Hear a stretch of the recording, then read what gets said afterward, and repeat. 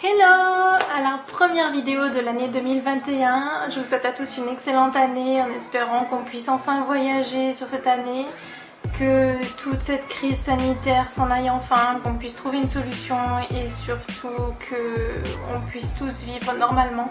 2021 pour moi ça va être une année magique, je croise les doigts pour ça. J'ai des gros projets qui arrivent derrière, j'espère vraiment que ça va vous plaire, que je vais pouvoir faire plein de vidéos là-dessus. Je ne peux pas vous en parler tout de suite, ça fait partie de la grosse surprise qui arrive d'ici mi-2021, fin 2021. Donc aujourd'hui on va parler, comme je vous l'avais promis dans mes sondages Instagram, de la ville de Cape Town.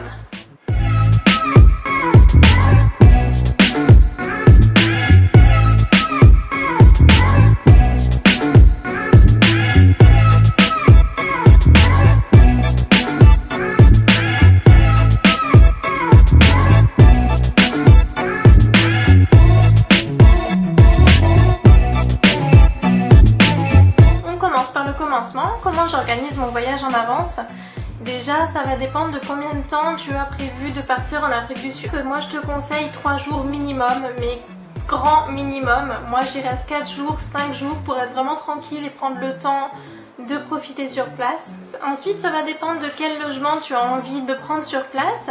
Une auberge jeunesse, un hôtel, un appart-hôtel, plus du 5 étoiles, plus du 2 étoiles, ça dépend vraiment de toi en fait. Voilà, après je compare un peu les prix sur Booking, Airbnb, je mets ma période de voyage et je regarde un peu les tarifs. Donc tout dépend aussi de la localisation où tu veux rester au Cap. Quand j'y suis allée, j'ai résidé dans le quartier de Century City, donc qui est un peu au nord de Cape Town, à peu près 15-20 minutes de route, puisque c'était beaucoup moins cher en fait de prendre un logement là-bas. Mais si ton budget le permet, je te conseille vraiment de prendre un logement en centre-ville de Cape Town, donc aux alentours de Bo Cap, ou le luxe de chez luxe, le coin parfait, plutôt sur la côte de Camps Bay et de Greenpoint. C'est vraiment... c'est juste magnifique là-bas, les paysages sont incroyables, tu as la vue sur mer, etc. C'est top, mais c'est beaucoup plus cher. Ensuite, tu décides bien sûr de la période à laquelle tu veux y aller. Il faut savoir que l'hiver au Cap, c'est inversé avec la France métropolitaine. Donc l'hiver est de juin à septembre à peu près, et il fait froid, très froid, il pleut, il y a du vent. Mais à contrario, du coup, il y a très peu de touristes et les tarifs sont très peu chers. Alors que si tu y vas en été, donc à l'inverse de la métropole toujours, de novembre à mars à peu près, il fait très chaud, mais très chaud, on dépasse les 40 degrés facilement en journée. Et par contre là c'est hors de prix et blindé de monde. Donc voilà, moi je te conseille d'y aller entre les périodes, donc avril-mai c'est bien, ou septembre, octobre, novembre c'est bien. Moi la dernière fois que j'y suis allée c'était en août, j'avais pas d'autre choix en fait, donc en plein hiver, et on a eu énormément de chance, on a eu une demi-journée de pluie, pas grand chose, juste trop bien. Donc à toi de voir quand tu veux partir, ça peut aussi être un critère pour ton budget. Je réserve ensuite bien sûr ma location de voiture, donc pour le Cap je te conseille de prendre une petite voiture puisqu'en fait tu es dans une ville donc tu n'as pas besoin de 4x4. Nous on était deux, on a pris une voiture de catégorie Hyundai i10, donc c'est tout petit et très pratique pour se garer dans la ville, c'était juste nickel et pas cher du tout. Et ensuite je réserve mes activités en avance pour permettre d'avoir des tarifs préférentiels. Quand tu les réserves en avance sur les sites internet, souvent c'est un peu moins cher.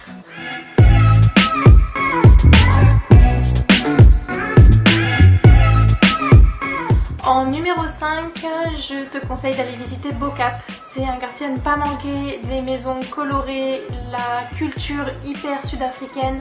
C'est juste trop joli de se balader là-bas, t'as des maisons vraiment de toutes les couleurs. Vraiment j'ai des super souvenirs. C'est un peu la galère pour se garer, on peut penser que ça craint un peu parce que c'est vraiment les quartiers reculés du centre de Cape Town. Mais nous on n'a pas eu de soucis. En numéro 4, à ne pas rater, surtout si tu pars avec des enfants, et moi qui suis une grande enfant, j'ai trop kiffé ce moment-là, c'est le quartier de Simonstown avec la plage de Boulders Beach où tu vas pouvoir voir les pingouins, les petits pingouins trop mignons de Cape Town. Moi j'en ai pas vu ailleurs que sur Boulders Beach, c'est une entrée qui est payante. Je te parle des tarifs à la fin de la vidéo, hein, mais c'était juste trop chou. Tu arrives sur la plage, ils sont des centaines sur la plage là en train de bronzer ou alors ils vont jouer dans les vagues. C'est vraiment à ne pas manquer. Juste avant d'aller à Simonstown, tu as aussi la fameuse plage avec les maisons colorées. Il y en a plusieurs des plages avec ces maisons colorées en Afrique du Sud. Moi, celle que j'ai décidé d'aller visiter, c'était la plage de Muizenberg. Pareil, je sais pas si je prononce bien. Et c'était vraiment super beau, la plage magnifique et personne. Toutes les petites maisonnettes, en fait, c'est des cabines pour se changer hein, quand il fait chaud, quand c'est l'été. Et c'est trop joli. Ensuite, tu as le quartier de Greenpoint, donc là où je te disais de peut-être prendre ton logement si tu peux. Donc c'est un quartier hyper un peu riche de Cape Town où du coup tu as une super vue sur la mer. Il y a un joli centre commercial, c'est le Victoria and Alfred Waterfront. C'est vraiment super sympa comme petit quartier pour aller se balader et tu as l'aquarium qui est situé là-bas. En deuxième position, je mets le quartier de Out Bay. C'est super chill, c'est un petit coin de pêcheurs, c'est une baie comme son nom l'indique et c'est vraiment super mignon, tu peux te balader, tu as des petits commerces, beaucoup de restaurants de crustacés, des otaries, plein d'otaries, c'est de là d'ailleurs que tu peux faire une visite de l'île des otaries. Vraiment moi j'ai adoré ce petit quartier hyper sympa pour y passer la journée, c'est super. Et en top 1, mon coup de cœur de Cape Town, c'est la ville de Camps Bay. Donc encore une baie dans la ville du Cap. Et là, juste magnifique. Donc c'est encore un quartier un peu luxueux. Mais tu te prends un verre au coucher du soleil sur la plage, c'est juste trop beau. Le panorama sur les montagnes aux alentours, sur la Table Mountain derrière, c'est juste magnifique. C'est vraiment super, je te conseille vraiment d'aller faire un tour. Tu peux pas aller à Cape Town sans aller à Camps Bay.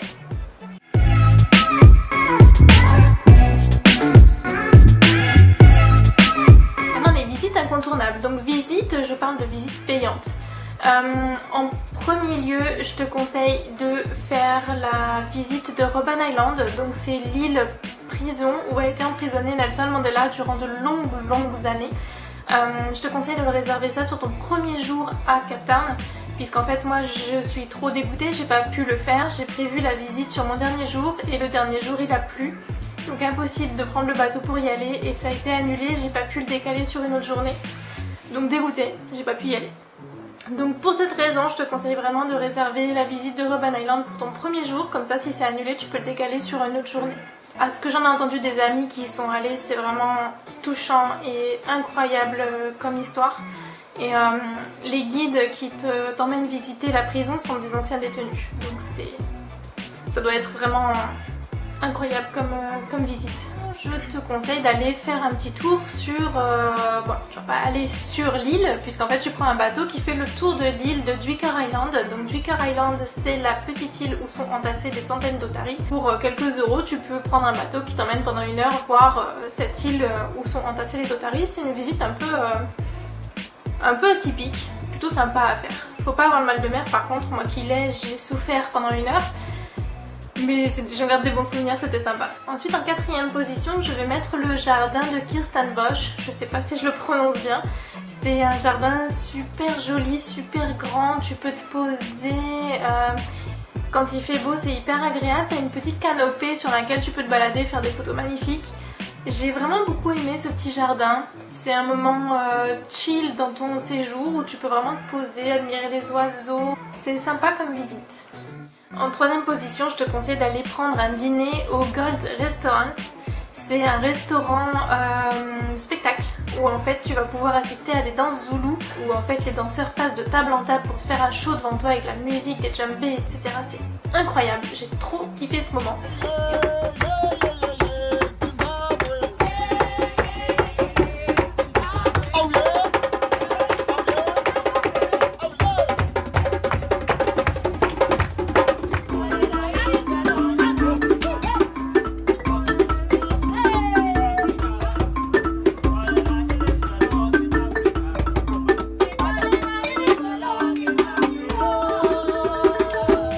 Donc en fait c'est un restaurant africain, pas forcément sud-africain. Tu vas goûter plein de spécialités de l'Afrique entière. Donc nous on a une entrée égyptienne, un plat angolais, un dessert sud-africain. Enfin voilà, tu as plein de petits plats en fait qui te sont amenés. Et pendant tout ton repas, tu as les danseurs qui font du show devant toi, c'est trop bien. Et ils t'invitent à danser et tu as intérêt à aller danser. En deuxième position, je mettrai la visite du Cap de Bonne-Espérance. Tu peux pas aller au Cap sans aller au Cap de Bonne-Espérance. Ce qu'il faut savoir, c'est qu'il faut marcher un petit peu. Moi, j'étais pas prête. Je déteste marcher, pour ceux qui me connaissent un peu, mais alors je déteste marcher. Je suis hyper flemmarde. Donc en fait, tu vas te garer sur un parking et ensuite il va falloir monter une côte comme ça. C'est pas loin, c'est 5-10 minutes. Mais moi ça m'a tuée en fait. Je m'y attendais pas, j'étais pas prête, j'avais pas les chaussures qu'il fallait. Mais la vue arrivée en haut, donc au phare, c'est incroyable. D'un côté t'as la vue sur l'océan du coup Atlantique. Et de l'autre côté t'as la vue sur l'océan Indien en fait. Parce que tu es vraiment à la limite. C'est juste, c'est incroyable, il y a beaucoup de vent, il y a beaucoup de... J'ai vraiment adoré cette visite là. Donc pour ceux qui aiment marcher, il y a beaucoup de randonnées à faire dans ce parc là depuis le point de vue. Voilà, ça peut être une journée à organiser super sympa.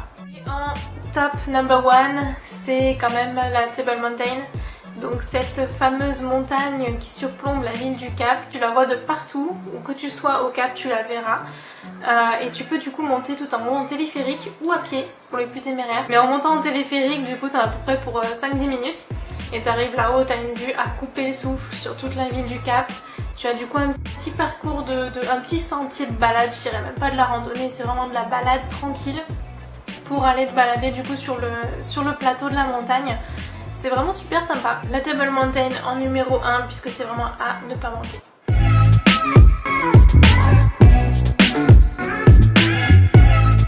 Alors si comme moi t'as décidé de partir en juillet-août parce que c'est beaucoup moins cher mais que du coup c'est l'hiver et qu'il pleut, il fait pas beau, donc j'ai quelques petites idées à te donner puisque moi ça m'est arrivé. Donc je peux te proposer d'aller visiter l'aquarium de Cape Town qui est vraiment super beau, super bien fait, c'est grand. C'était vraiment super sympa, une petite visite tranquillou, quand il pleut, c'est vraiment sympa à faire. Et juste à côté, tu as le centre commercial V&A Waterfront où tu peux aller te balader pour faire un peu de shopping. Sinon, un autre centre commercial que j'ai découvert en passant devant, c'est le centre commercial de Canal Walk. Il est magnifique, l'architecture, t'as l'impression que c'est un palais des Émirats Arabes. C'est super beau et tu as beaucoup de magasins à l'intérieur pour tout budget. Et voilà, ça peut être un moment sympa à passer quand il fait pas très beau en extérieur.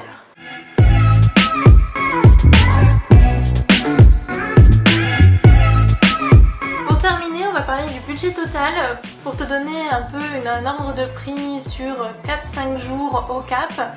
La voiture, moi une Hyundai i10 ça m'a coûté à peu près 80 € les 4 jours, donc c'est vraiment pas cher.